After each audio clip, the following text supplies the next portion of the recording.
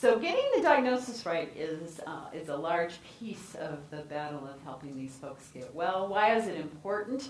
Because there's an enormous burden to carry if you're bipolar. So the history has changed a bit throughout the years.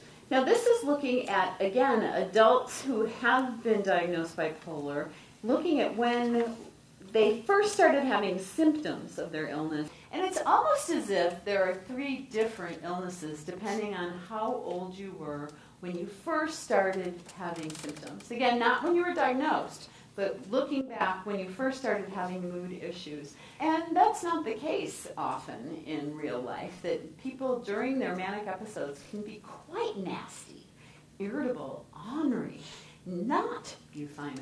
So that can make life difficult for us. All depression is not necessarily depression. It has what happened when you were in psychotherapy before. What happened if you got ECT? And those of us in medicine, we've got some psychiatric nurses here.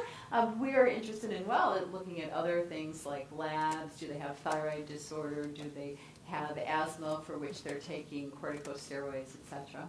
Now, depending on who you talk to, some people think that bipolar is overdiagnosed. We're going to look a bit at neuroimaging. So what do pictures of the brains look like? Neurochemistry, what do different chemicals in the brain, what are they doing? Post-mortem studies, if you take dead people's brains, can you tell they were bipolar or not? Then we'll talk a bit about networks and signaling.